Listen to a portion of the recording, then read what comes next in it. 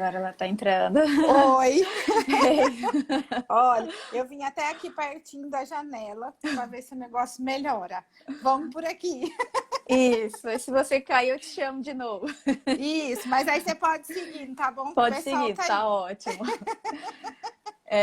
Então, só para retomar, né, só para a gente fechar essa parte inicial, então, a principal diferença é que, então, no ensaio de proficiência eu vou ter um relato ali de desempenho do participante e na comparação interlaboratorial eu não vou ter esse relato de desempenho. Ele é uma comparação que o próprio laboratório, muitas vezes, ele pode querer fazer uma comparação interlaboratorial, tá? Então, essa seria a principal diferença aí entre os dois termos, né? É que o pessoal, eles têm bastante dúvida, principalmente quando eles entram pelo processo de acreditação, né? Que aí a gente tem algumas exigências nessas questões de participação, né? Em interlaboratoriais, em proficiência. A galera tá chegando de volta. A gente só trocou aqui, gente. Vamos Só. pelo que é mais estável. Sim. Então, aí tem essas dúvidas, né? Se eu posso participar de interlaboratorial e solicitar o processo de acreditação. A gente sabe também que tem as consultas de proficiência pela base do EPETIS, né? Então, acho que o pessoal fica bastante na Em dúvida, dúvida. né? Se pode ou não, né? E a gente também tem a NITDICLA com algumas regrinhas, né? Isso. Exatamente. Aí, sobre essa participação de ensaio de proficiência, aí a gente tem que olhar lá os requisitos da SEGECRE, que aí, nesse caso, elas vão estar na NITDICLA 026, que aí ele vai trazer requisitos tanto de quantidade e frequência de participação, como também quais são os programas que você pode participar, né? De quais provedores esses programas serão aceitos dentro do processo de acreditação. E aí a regrinha, ela funciona um pouquinho assim, da quantidade e da frequência. Ele vai depender em qual estágio que o laboratório está entrando aí com esse pedido, né? Se é um laboratório que está fazendo um pedido de acreditação inicial ou ainda um pedido de extensão, aí ele tem uma regra. Se é um laboratório, ele já é acreditado, a regra é um pouquinho diferente. Então, funciona mais ou menos assim. Se o laboratório está solicitando a primeira vez a acreditação, ou ele está solicitando a extensão do escopo dele, ele tem que ter participado de um ensaio de proficiência nos últimos 2 anos, tá? Pelo menos de um ensaio de cada classe do escopo dele de acreditação. Então, eu vou dar um exemplo, os laboratórios que trabalham na área química, né, que é a minha área. Então, eu tenho um laboratório que ele tem ensaios que são da classe química e ensaios que são da classe biológica, por exemplo. Então, se ele for entrar com o processo de acreditação com ensaios nessas duas classes, ele teria que participar de pelo menos um ensaio de proficiência em cada uma dessas classes, ou seja, um ensaio de proficiência na área química e um ensaio de proficiência na área biológica, tá? Pelo menos de um ensaio. Se esse ensaio que ele tiver participado, ele não fizer parte do escopo, né? Então, o ensaio que ele participou do PEP não está previsto no escopo, para o Inmetro ele aceitar esse PEP que você está querendo enviar, esse ensaio ele tem que fazer parte, pelo menos, do escopo significativo do laboratório. Eu vou falar um pouquinho mais sobre o escopo significativo lá na frente. Mas o que a gente tem que entender? Então, esse ensaio ele teria que fazer parte desse escopo significativo para o Inmetro ver que realmente tem relação, né, o ensaio que você participou com o escopo que você está solicitando. E aí, nesse caso, ele conseguiria, né, aceitar esse resultado para uma avaliação inicial ou extensão. Depois que o laboratório já é acreditado, ele tem que continuar participando também desses ensaios de proficiência. E aí a regra base aqui seria uma frequência de a cada 4 anos ele participar de um ensaio. Aí tem que ser um ensaio já do escopo, tá? Também seguindo a regra lá do escopo significativo, mas ele tem que ser um ensaio que esteja no escopo de acreditação. E para laboratórios da área de meio ambiente, que a gente tem uma regrinha um pouquinho diferente, que é esses laboratórios da área de ensaios químicos, da área de meio ambiente, eles têm que ter participação anual, tá, nos ensaios de proficiência, pelo menos para um ensaio químico. Então, essas seriam as regras aí da NIT-DICLA 026. E aí eu falei, né, do escopo significativo. Significativo. Você quer complementar, Tati? Não, é que a gente tem a questão na parte ambiental, a gente percebe que teve uma evolução muito grande, né, de disponibilidade de proficiências na área ambiental, né? E aí vem casado essa exigência do anual, né, que a gente consegue atender isso. Hoje a disponibilidade desses materiais, né, desses ensaios de proficiência para essa área ambiental tá bem bacana. Né? Quando a gente entra na área de alimentos, na área de combustíveis, na área de farma, a gente já sente uma carência um pouco maior em relação à disponibilidade desses proficiências, né? Desses programas.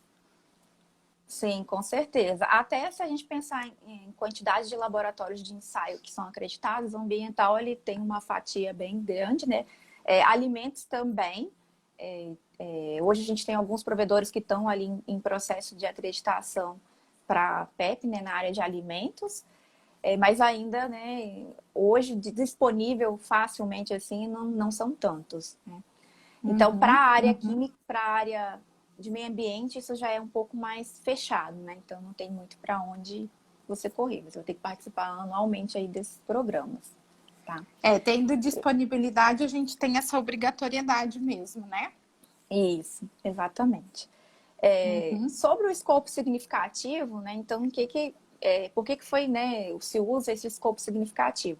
Se a gente olhar os laboratórios acreditados, a gente tem laboratório que às vezes é acreditado em 10 ensaios, laboratório que é acreditado em 200 ensaios, né? Imagine um laboratório tem que participar anualmente, né, de 200 parâmetros, 200. Né, de ensaios de proficiência. Ele ia passar o ano só fazendo isso, né? Então, a ideia do escopo significativo é justamente você agrupar ensaios que têm características similares, que você possa, né, uma vez que você participa de um ensaio de proficiência para um determinado parâmetro, essa sua avaliação de desempenho, ela também pode ser estendida a esses demais ensaios que fazem parte desse seu escopo significativo. E aí, assim, não existe regra, né, de como eu vou agrupar meu escopo significativo, como é que eu vou, né, fazer esses agrupamentos, né? A NIT-DICLA, ela traz lá algumas opções que você pode utilizar para agrupar, como, por exemplo, técnica analítica, eu posso agrupar por matriz, eu posso agrupar por faixa de trabalho. Então, ela dá ali algumas opções, né? Mas, no final, quem vai fazer esse agrupamento e o critério que ele vai utilizar para fazer esse agrupamento é o próprio laboratório. O mais comum que eu vejo na área química é o pessoal agrupar, geralmente, por técnica analítica. Mas eu já vi uma vez um laboratório que ele agrupava, análise ambiental, e ele agrupava por seção do Standard Métodos, né? Que é a referência na área ambiental. Eu, particularmente, não gosto desse tipo de agrupamento, porque, embora ele traz os grupos, né, o Standard ele separa os métodos por grupos, são, às vezes, técnicas muito diferentes. Né? E aí eu garanti que eu participando de um vai servir para o grupo todo. Então, isso tudo tem que ser muito bem pensado quando você for definir ali o seu escopo significativo. Eu concordo contigo. Porque quando a gente vai fazer um entendimento analítico mesmo, né?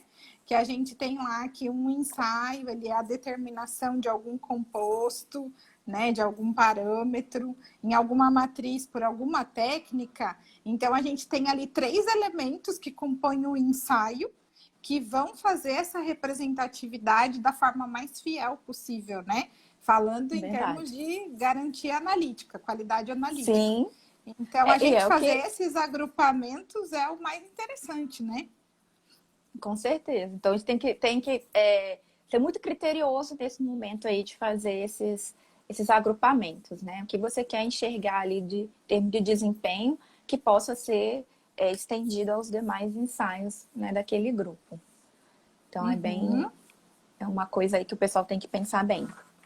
Deixa eu só agradecer o pessoal que veio para cá, gente. Deixa. Obrigada. Desculpa, mas mas é que a gente tem que fazer acontecer, seja na parte de cima, seja na parte de baixo, a live é nossa. Então, muito bem-vindos aqui, tá bom? No canal da Tabita. Aí nós abrimos a caixinha de perguntas, né? Até para entender um pouquinho quais são as dúvidas, né, do pessoal de laboratório relacionado a esse assunto. E uma das dúvidas que a gente teve é, inclusive, do laboratório que eu estou aqui essa semana. E a gente está fazendo todo o processo de desenvolvimento e validação de VOC e semi-VOC. E o responsável que está lá junto comigo, que é uma delas, né, que é a Paulinha, ela falou, Tati, eu tenho uma dúvida para a live de hoje. Então, não, manda lá.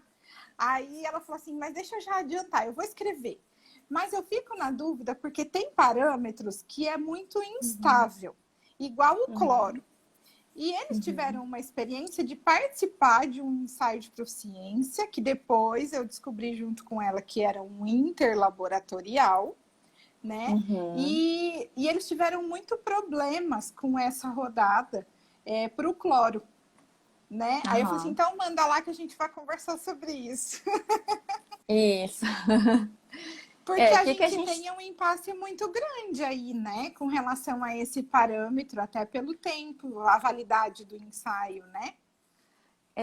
Aí o que eu falaria, né? Esses ensaios de proficiência, né? Se a gente pegar a amostra que é enviada para o laboratório, ela vem às vezes nas mais diferentes formas, né? Às vezes é uma amostra sintética, às vezes é uma amostra natural, às vezes é uma amostra liofilizada. Então, depende um pouco do programa que você está participando. Independente do tipo de programa, todos os provedores que seguem, né, a 17043, eles têm que garantir homogeneidade e estabilidade dos parâmetros do programa. Então, o que eles enviam para vocês é como se fosse um material de referência, tá? Então, ele tem que ter homogeneidade, que eles verificam geralmente no momento do preparo, que eles particionam, né, a amostra para enviar para os laboratórios. E a estabilidade eles vão acompanhando durante o período aí até os laboratórios enviarem os resultados. O que pode acontecer, dependendo do parâmetro, como o cloro, o que a gente teria que ver se esse material que foi enviado, ele foi numa embalagem que preservasse, né, pelo menos o cloro até o momento da abertura. Então, uma ampola, uma embalagem selada, né? Agora, se vem num frasco normal, aqueles frascos de plástico normal... Exato. Aí ele se perde. aí não tem como. E aí, o que alguns provedores têm feito é colocar horário, data e horário, né, dia e horário, para os laboratórios abrirem o PEP. Isso também minimiza um pouco essa questão, se a gente pensar que todo mundo estaria abrindo no mesmo momento, né? Todo mundo estaria no mesmo momento de estabilidade ali da amostra, né? Embora pode ocorrer alguma coisa durante o transporte, pode.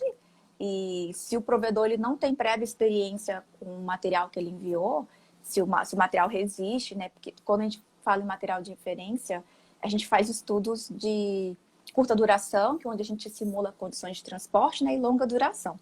No caso de material para PEP, que geralmente é preparado ali no momento de enviar, né? Às vezes no máximo 2 dias antes, eles não vão ter tempo de fazer esse estudo pelo menos no momento que eles estão enviando, não, né? Mas era interessante que eles tivessem um estudo prévio do comportamento dessa amostra simulando condições de transporte, até para ele saber se o parâmetro vai chegar nas condições, né, que o laboratório consiga determinar sem ser prejudicado aí por questões de instabilidade, tá?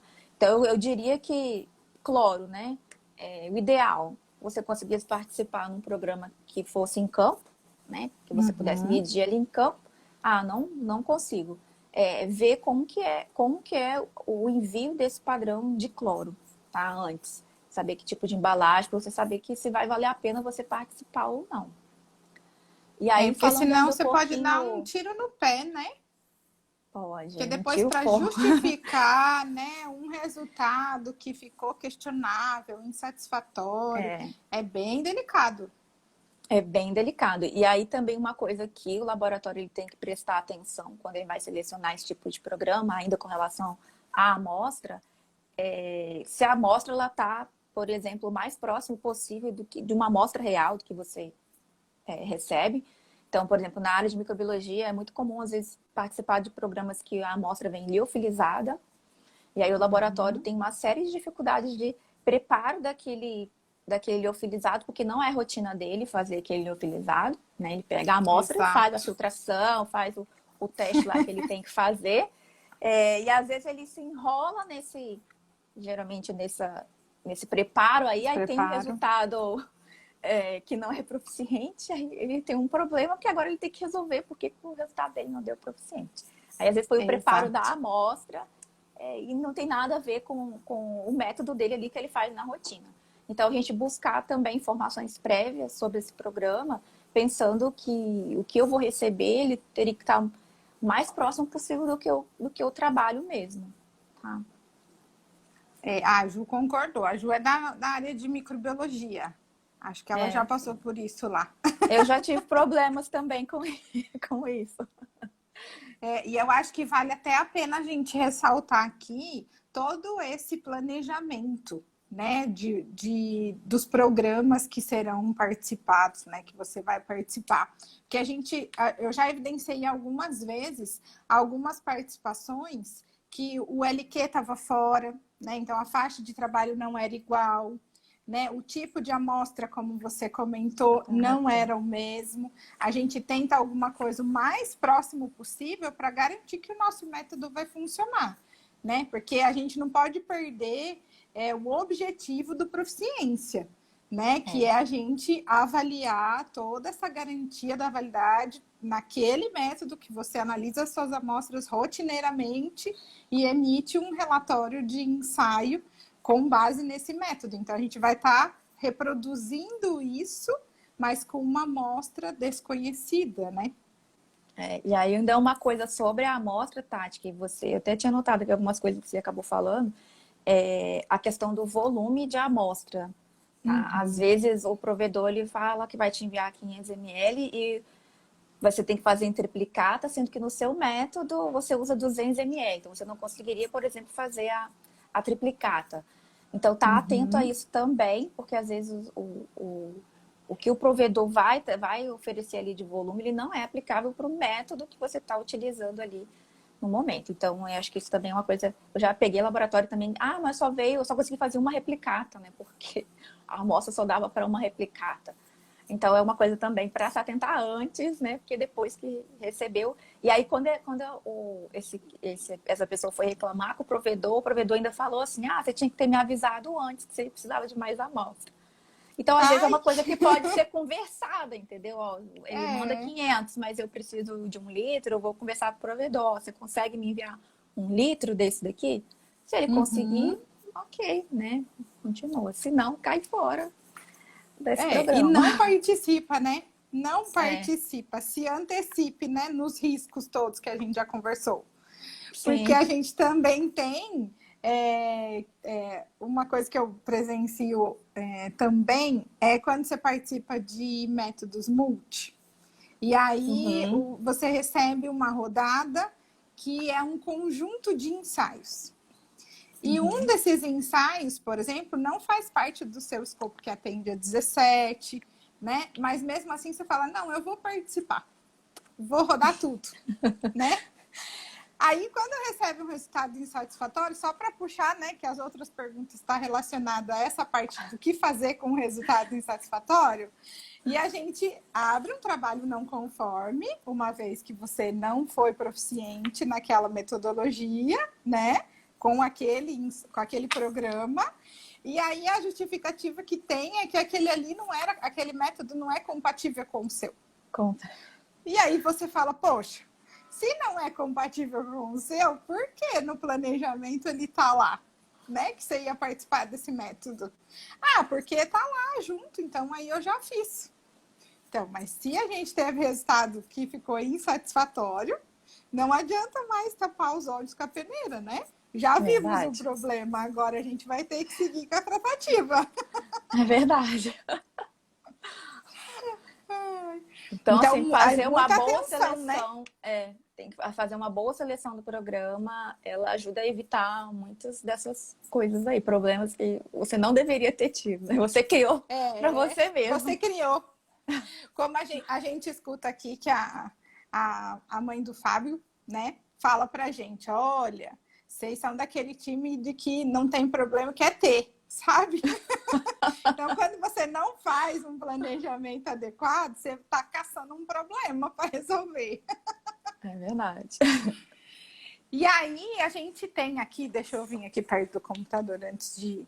Que a gente teve que um questionamento foi que se a gente tiver algum resultado, né, que ele não for proficiente, se todos os outros ensaios anteriores, eles deverão ser trabalhos não conforme. Então, eu entendo que seriam os resultados que você está tendo dessa análise, né? A pergunta aqui. Eu entendi como se fossem os resultados que o laboratório liberou durante o tempo, né? Isso. De amostras reais, né? Isso. Na verdade, o que vai ser o trabalho não conforme é o seu resultado insatisfatório, tá? Os resultados dos clientes, ele não vai entrar como um trabalho não conforme, mas ele vai entrar na sua investigação do trabalho não conforme, né? Do seu resultado insatisfatório. Então, a primeira coisa que você vai ter que fazer é descobrir a causa, né? O porquê que o meu resultado foi insatisfatório. Às vezes foi insatisfatório porque eu digitei errado, não multipliquei por um fator de diluição. Então, às vezes não tem nada a ver com o resultado dos clientes que foram. Agora, foi uma falha pontual mesmo, né? Uma falha pontual, né? Então, você vai corrigir e você não precisa fazer nenhuma alteração, né, dentro do que aconteceu com as amostras do cliente. Agora, não, foi uma coisa que eu detectei um problema no equipamento. Se você aconteceu algum caso desse, aí o buraco é um pouquinho mais embaixo. Porque você vai ter que avaliar o impacto desse problema, né, nos resultados que foram emitidos. E aí, o que você vai precisar olhar aí, né? Primeiro, buscar evidências de até quando você tinha certeza que o seu resultado estava conforme, né? Então, se foi um equipamento que estava fora, então, olhar a última calibração, ver se ele estava dentro, a última verificação, ver se ele estava dentro. Você tentar achar um ponto de corte ali dentro dessa linha do tempo, né? Para trás, ali onde você... aqui eu tenho certeza que estava funcionando, ok, o meu método. Ok, fez esse ponto de corte, aí dentro dessas amostras que foram emitidas nesse período, o que você vai ter que se preocupar mais, na verdade, são os resultados que estão próximos ali aos limites de especificação. Porque esses sim são os possíveis resultados que poderia ter impacto no cliente. Então, o cliente aprovou alguma coisa que era para ter reprovado, ou reprovou alguma coisa que era para estar aprovado, conforme ou não conforme. Então, se o que você detectou lá no equipamento foi de um parâmetro que você nem conseguiu quantificar, ou é de um parâmetro que o cliente ele tem uma especificação, ficou bem abaixo dessa especificação. Então, mesmo que você pegasse esse erro que você encontrou e embutisse nesse resultado para trás, né, ele não daria impacto ali em termos de avaliação de conformidade. Nos que você viu impacto, aí sim, você ia precisar conversar com o cliente, fazer todo lá o ciclo de reter, de talvez recoletar, enfim. Aí é um problema muito maior que você vai ter, porque você chegar no cliente, falar que o resultado que ele recebeu não tá legal. É uma coisa bem ruim para a credibilidade do laboratório. Então, a gente tem que se resguardar antes, né? Escolher muito bem o meu PEP, deixar todas as condições, né? Checar meus equipamentos antes do meu PEP. E aí, uma coisa que também, às vezes, eu evidencio, Tati, é que, às vezes, para a amostra, o laboratório, ele registra tudo da amostra, né? Quem foi que fez, qual o reagente, qual o equipamento. No PEP é uma coisa à parte, né? Parece que aquilo lá não existe. Aí ele não registra quem foi que fez, qual o equipamento que usou, qual o reagente que usou. E aí na hora de você rastrear o problema, se aconteceu algum problema, você fica perdido, não consegue. Aí quando você não consegue identificar a causa, né? Não consegue. Aí é pior ainda, né? Porque como é que você vai tomar ação?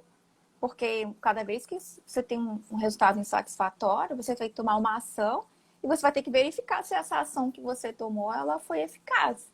Né? Através de quê? De um novo PEP, né? Como é que eu vou participar de um novo PEP sem eu, né, descobrir o que aconteceu para eu tentar corrigir? Porque aí você vai fazer igual novamente e vai obter os mesmos resultados, né? Vai continuar com resultado insatisfatório. se não for nenhuma causa pontual ali, a chance de você obter o mesmo resultado, ela é enorme. Tá? Aí vai só piorando seus problemas, porque se o laboratório ele tem um resultado que está insatisfatório, ele não consegue tomar ação nas causas, ele não consegue obter resultados satisfatórios depois, ele pode até sofrer suspensão da acreditação. Então, traz consequências bem graves assim para o laboratório, né? Sim, sim. Então... E a gente sempre comenta, né, para que um proficiência ele seja feito como uma amostra, que essa é a proposta. Né? Da mesma forma que você analisar uma amostra desconhecida, né, uma amostra real, uma amostra de cliente, você também trabalhar com a sua amostra de proficiência da mesma forma, que aí você mantém a mesma linha de racional, né? E a gente mantém até a imparcialidade, né? Sim. Dentro desse processo, uma vez que eu não tenho interesse, eu continuo não tendo interesse naquele resultado. Né? Então eu não vou fazer nada diferente do que eu faria na rotina e aí eu consigo avaliar da melhor forma como está a performance do meu método, né? É verdade. Então é ter mesmo esse cuidado, né? Antes, ver se meus documentos estão certinho, para você garantir que nada, né? Ali tá tudo conforme para você fazer essa checagem aí no seu desempenho.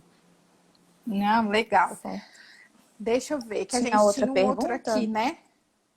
Que se um parâmetro der insatisfatório entre os ensaios de proficiência, o que fazer? Porque aí já temos holofote no problema. Já. Né? Aí, existe algum problema? Existe. Aí a primeira coisa é você registrar o seu trabalho não conforme. Aí você vai seguir o seu fluxo de tratamento de trabalho não conforme. Né? Vai investigar as causas, vai avaliar impacto, vai definir lá se aceita ou não aceita, né, aquele trabalho não conforme. Então, você vai seguir o fluxo lá normal de trabalho não conforme. Aí, o que vai acontecer quando esses resultados insatisfatórios também acontecem é que quando você for reavaliado, por exemplo, pela SEGECRE, ele vai querer ver as evidências tanto dessa investigação de causas, ações tomadas, quanto um novo resultado satisfatório. Então, se você teve resultado insatisfatório, já assim, tentar resolver o mais rápido possível o problema e já buscar um outro ensaio aí para você participar, para você ter a evidência. Então, o IMETO vai aceitar como evidência um resultado satisfatório. Tá? Essa é uma dica muito importante, né? Para a gente verificar, foi feita algumas correções, se pertinente, né? Cada uma de acordo com a causa levantada. Mas exatamente. A nova participação, ela é de extrema importante para você poder evidenciar a eficácia dessas alterações que foram feitas, né? Isso. E vai ser cobrado isso de você, mesmo se for. Se for um problema muito pontual, você conseguir justificar, dependendo do problema, acho que talvez você consiga, né? Então, sei lá, foi erro de digitação. Então, eu consigo mostrar que o meu resultado estava, né, correto, e na hora de eu passar o resultado para o provedor, que eu digitei. Eu acho que nesse caso aí é menos mal, você tentando calcular com a forma correta e ver se está dentro. Eu acho que você talvez ainda consiga fazer algum tipo de justificativa. Agora, se é causa que você vai precisar investigar reagente, equipamento, aí não tem jeito, né? Você vai ter que fazer um novo teste aí para avaliar seu desempenho. Uma nova participação, né? Uma nova participação. O jeito, né? Alguns programas, eles trazem mais de uma rodada. Então, verdade. Principalmente para laboratórios que estão iniciando aí nesse processo, o ideal é que você já, se tiver essa possibilidade, contratar algum programa que tem mais de uma rodada, porque é muito comum, às vezes, dar resultados insatisfatórios quando o pessoal está iniciando na 17/25, ainda está ajustando o método. E aí você já ter essa outra rodada programada, até ajuda você a já tentar resolver para já obter esse resultado satisfatório na outra rodada, né?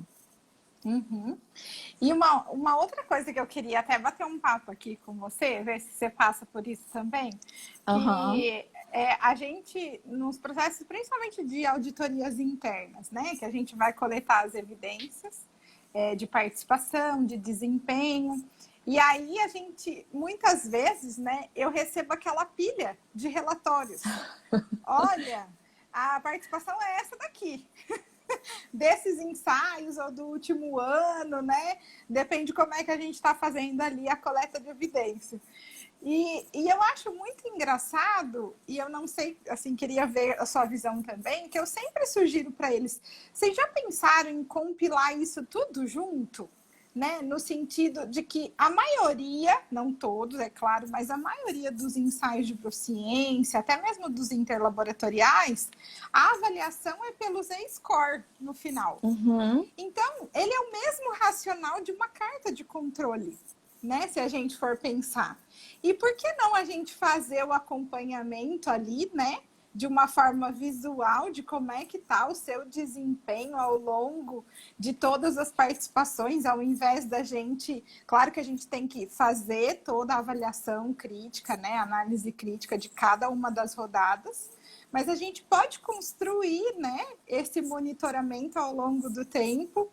E em cima, se você está mais próximo, mais longe, né, não ficar tão uma análise crítica pontual, pura e simplesmente. E sim um acompanhamento, que também nos ajuda no monitoramento de competência. Porque vem de encontro com o que você até comentou, né? Se a gente fizer toda a rastreabilidade de quando foi feito, quem fez, o equipamento, a gente consegue construir uma informação, né, uma organização dessas informações que te possibilita até agilizar no monitoramento de competência, né? Te ajuda? Sim, eu fazia isso quando era gerente técnica, eu tinha a carta controle do Z-Score, de todos os parâmetros que a gente avaliava, por dois motivos, né? Um, você ter esses resultados mesmo já na mão. Imagina toda hora que eu tiver que olhar, participei do PEP esse ano, eu quero saber como é que eu fui no ano passado, eu vou ter que buscar lá no relatório, não. Então eu tinha um local onde a gente colocava todos os resultados, né, obtidos daquela rodada, daquele programa, e depois esses dados eles iam para uma carta controle. Aí o que a gente avaliava? Que geralmente, assim, sei lá, meu Z-score está sempre positivo, né? O meu Z-score está sempre negativo. Então, eu já sei que eu tenho uma tendência ali no meu método, né? Do meu resultado ser um pouquinho mais alto, ou do meu resultado ser um pouquinho mais baixo. Então, você consegue avaliar se realmente eu tenho essa tendência de ser mais alto, ou se aquilo é uma coisa mais aleatória, que depende do analista que fez. Essa questão que você comentou aí de usar como monitoramento da competência, eu também acho super válido, desde que você coloque isso num planejamento, né, que você vai usar esses dados como monitoramento de competência e que você tenha essa rastreabilidade das pessoas, né, de quem fez esse teste. E eu ainda recomendo o seguinte, às vezes, para os meus clientes, se veio a amostra mais e dá para outro analista fazer, já bota ele para fazer também. Porque você vai ter uma amostra ali que você vai ter um resultado, né? Dois analistas, um resultado de analista vai oficialmente, mas você vai conseguir avaliar o outro analista também ali, né? Por tabela. Como que foi, né? Como que aí vira foi. Um intralaboratorial. Um intra com inter. Então você já consegue usar para quando eu trabalho com laboratório de calibração, isso aí é obrigatório, né? Que não tem como a amostra acabar. Então, os dois vão fazer. Então, em 2 técnicos, então, já bota os 2 técnicos para fazer. Ensaio eu sei que é um pouquinho mais complicado, porque às vezes depende do volume de amostra que vem, né? Se você vai conseguir replicar ou não. Mas quando é possível, eu sempre recomendo. Tá? Tratar esses então, dados aí como alinhada mesmo. Como sim. Exato. Ele você pagou muito caro assim, de ouro. Você pagou muito caro para participar, para você só arquivar aqueles relatórios, né? Então você tem que pegar os relatórios e extrair o máximo dele ali de informação do seu processo. E a gente tem algumas situações que vem marcadinho, né? Então, porque toda a participação, né, se recebe um código, né, que é sigiloso, a informação dos laboratórios. Então, todo laboratório recebe um código. Então, você precisa conhecer o seu para se achar ali no relatório. Aí tem aqueles que cuidam, né? E tem a marcação, tem dali para análise crítica. Agora tem outros que se fala, gente, me ajuda aqui, né? Quem é você aqui no meio desses laboratórios todos aqui codificados de 1 a 140? Não, eu peguei esses dias um relatório de PEP, era PEP de calibração, onde o laboratório ele tinha um código diferente para cada item que ele tinha participado. Então, ele participou, sei lá, de calibração de 6 itens. Aí, cada participação era um código diferente. Eu falei, meu Deus. Aí assim, você tá com o número na cabeça, vai olhar e ver, não é esse? Gente. É uma loucura, então, né? Então, botar tudo num local só, resumir, facilitar a vida, né? Não só quem vai olhar, mas para o próprio laboratório, na verdade, né? Você depois fazer análise crítica, pela gerência, você já tem os dados compilados ali. Então, vai mais ajudar do que atrapalhar. Então, eu recomendo também sempre, tá? Então, fica a nossa dica aí para melhorias, otimizações do sistema de gestão de cada um de vocês para o ano que vem. Já façam esse compilado de participação de ensaio de proficiência para que vocês consigam fazer um acompanhamento, né, do processo, não só análise pontual. É verdade. Fica a dica. Não, que joia! Você separou mais alguma coisa aí?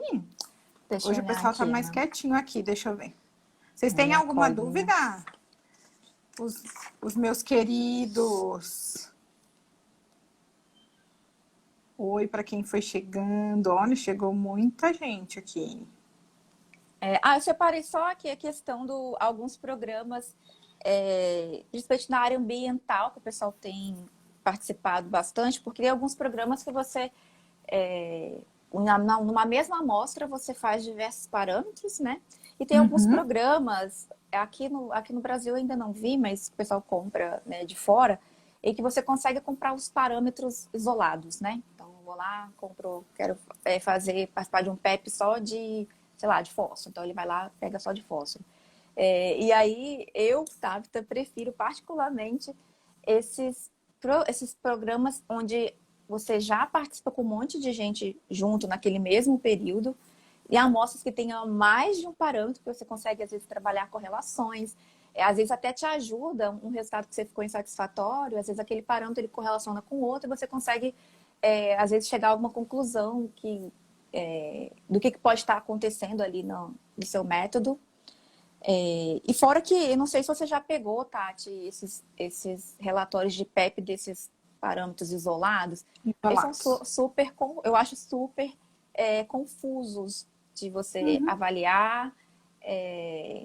E assim, eu recomendo eles assim, em última instância, né? Tipo assim, eu não achei, não tem nenhum programa aberto, eu preciso participar.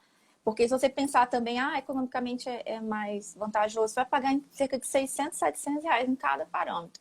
Então, às vezes, você vai pagar 1.500, 2.000 em 10 parâmetros. Então, fica também, além de ser mais em conta, né? E às vezes o pessoal fica, mas eu só sou obrigada a participar de um parâmetro por ano, né? Mas se você tem a oportunidade de participar de mais, garantir mais a qualidade ali, principalmente se você trocou equipamento, se você trocou analista, a gente tem que pensar que o laboratório ele é uma coisa dinâmica, né? Então não é porque eu tive um resultado proficiente que aquilo garante o meu futuro, né? Ele garantiu ali para sempre. o que eu estou fazendo até o momento, né?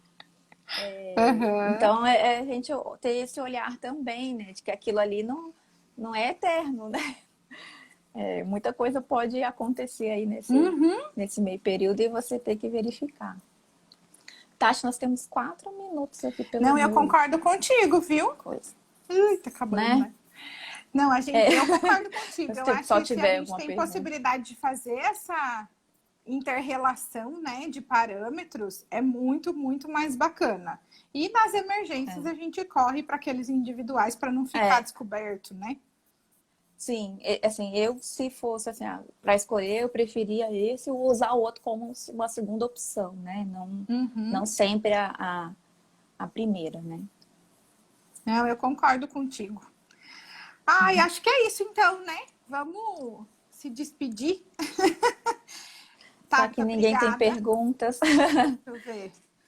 Pessoal, alguém tem dúvidas, mais perguntas? Além do pessoal que mandou pra gente, a gente foi conversando aqui sobre elas.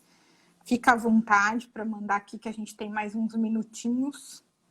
É verdade. Aí, enquanto isso, deixa eu agradecendo então, né? Sim. Obrigada mais uma vez pela disponibilidade aí, que eu sei que essa agenda também é bem cheia. Nós estamos aqui nas renomadas de agenda lotada. Mas você sempre muito pronta para me atender aqui. Muito obrigada. Foi muito bom a gente dividir alguns trabalhos aí esse ano, estreitar essa parceria, receber você aqui no Qualitate Invertido hoje. Muito obrigada, viu? Agradeço de coração e o ano que vem a gente vai estar aí para mais novas oportunidades aqui na telinha. Não tem dúvida não, a galera falou que foi ótimo, ó. Que bom, Tati, eu que agradeço aí mais uma vez a oportunidade de estar dividindo aí o Qualitate com você, né, que vem trazendo conteúdo aí de qualidade nas lives, e para mim estar sendo convidada é uma honra aqui, né, saber que a gente pode discutir aí, trazer esse conhecimento, né, mais aplicado aí pro pessoal. Eu queria estar fazendo mais lives, porque a Tati falou, né? Às vezes é bem corrido para mim, eu ainda não consegui me organizar para isso, mas 2021 tá aí para a gente tentar mais uma vez, né? Mais novos desafios a gente consegue. Verdade. Não, então tá joia. Eu queria ver se você pode deixar salvo pra gente. Pra gente poder compartilhar lá também depois, que aí o pessoal pode ter acesso. Baixar depois, né? Consegue, que aí vai aparecer aí o IGTV, aí depois você consegue pegar. Aí qualquer dúvida, a Ana que tá aqui com a gente, que é a nossa mão direita, esquerda, braço direito, braço esquerdo, tudo, Ana Paula, ela pode já dar uma mão aí pra gente conseguir não perder a live e deixar salva lá depois. Ótimo, Ana. Acho que é a primeira vez que eu rodo live aqui nesse perfil. Então é um bom começo. Aí depois de 2021 você dá continuidade, que vai dar bom. Então tá bom. Aí eu vou te chamar. Então, com certeza, vou estar aí. Então tá joia. Muito obrigada. Um beijo. Um bom restinho de ano aí para vocês. Um ótimo 2021, tá bom? Boas obrigada, festas viu? Aí para todos. Tchau, obrigada, pessoal. Um beijo.